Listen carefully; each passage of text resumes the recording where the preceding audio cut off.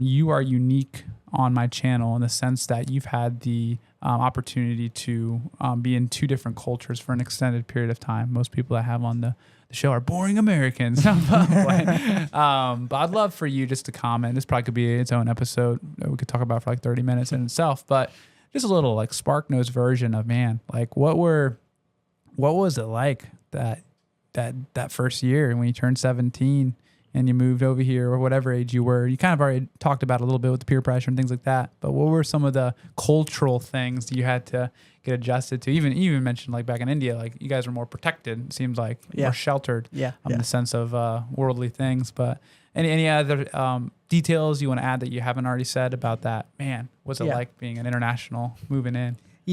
So the primary reason that internationals come to the U.S., well, there's tourists and all of that stuff, but for long term, it's usually for school, right? So I came here for flight school. I came here to study how to fly airplanes. So my focus was primarily there. And just a backstory, like right now, a lot of people who don't know me from 10 years ago, like, oh, this guy is so successful. But again, that's a story for another time too. But no one knows the failures that I've had to reach this point. And it's taken a lot of faith and a lot of people just supporting me when I wanted to quit to get to where I'm at. But anyway, so that being said, that first year was me trying to focus, because before that, every other test that I took, every other opportunity that I had failed in. So me coming to the US, I was like, this is my last shot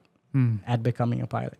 Wow. If I don't do it now, my dream's over. This dream that I've had since I can remember, which was like 7 years old. Wow, that's cool. Is just going to vanish. Yeah. And for those who don't know, like India is a third world country, right? So for my parents could not afford sending me here. I got a scholarship, but that scholarship was based off of my performance. Wow. So if I wasn't performing, I wouldn't get that money. Gotcha. And if I didn't get that money, I wouldn't be able to finish flight school because of how expensive it is. Yeah. So it's not only, it wasn't the fact that flight school was expensive, but even if you convert the amount you would pay for a rental property or a dorm room back in India versus here, you're paying the same amount as you would maybe for a 5-star hotel back in India, right? So it was a lot of money that I did not have. Yeah.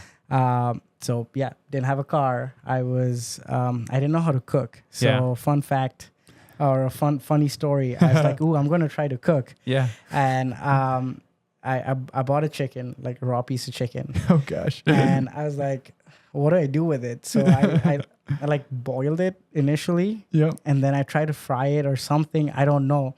Then I take that piece of chicken. I'm like, ooh, this looks all right. And then I cut it, and blood was dripping, like it was literally blood was gushing out everywhere. God, the salmonella over there. Right? I'm glad I didn't eat that, but yeah, it was just like I didn't know how to cook. That was my fault. I could have tried. Now I love to cook. I cook all the time. Hey, but redemption, right? But yeah, you see that the chicken, and that's also culturally, that's something that you rely in India. There was a lot of reliance on other people. Labor is cheap there, so we had. Either my mom would cook for me. I think the hardest part I remember when I first moved here was when I first got sick.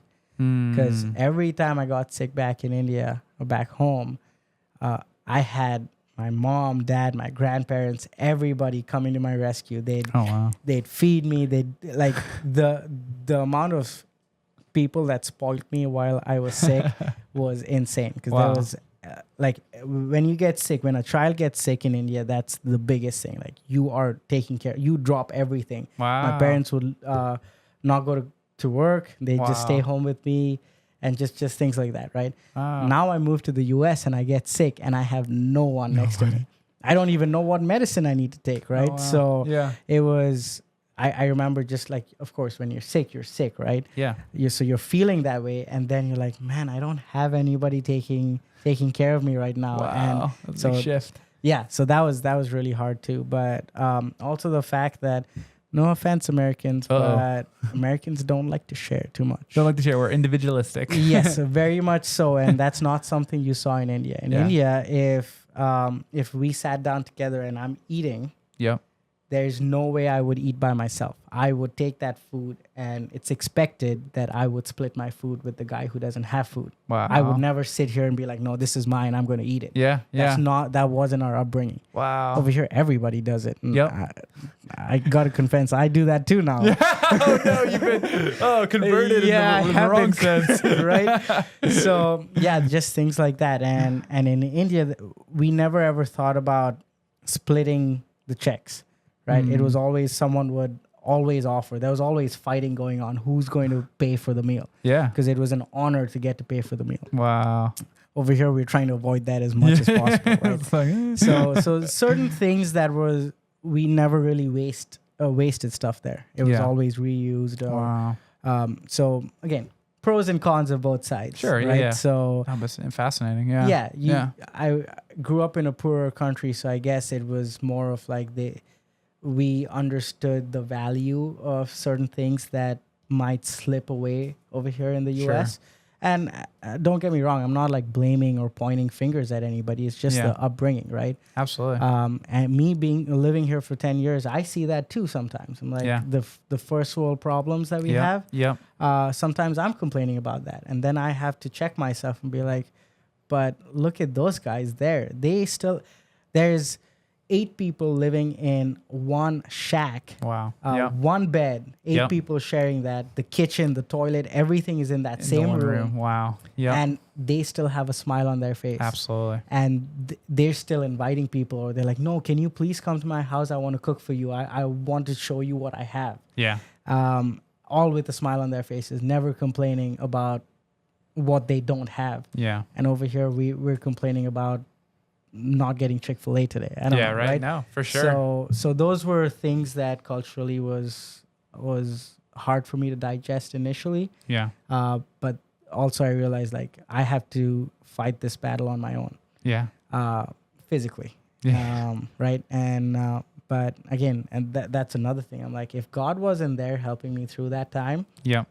I don't know, I'd be sad, depressed, somewhere alone in the world. So every time I feel alone, I'm just comforted that I know God's there watching over me, and He's there. If I don't have any friends, and I'm thankful that I do, but if I don't have any friends, He's there. Even when I'm in a hotel room by myself, I'm like, no, He's watching over me. He's going to take care of me. He's going to protect me, right? So that's awesome. So wow, thanks for sharing all that. It's always interesting to hear a different perspective because we get so ingrained in our mental models and the way we were raised that we don't step back and see, wow, some of the things we do, us Americans, very wasteful and gluttonous a little bit.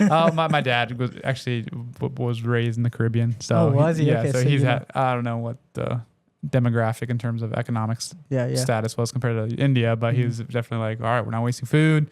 We're not using extreme language like we're starving or whatever, stuff like that. It's like we got what we need, simplistic living type thing. Yeah, that's awesome. Thank you, Dad, for instilling some of those values in me. Because I was actually born in the Caribbean as well. But I did not know that. Yeah, I only lived there until I was 5. But yeah, no way. I see a little bit of the brownness in you. Oh yeah, really? Not my tan from last Sunday.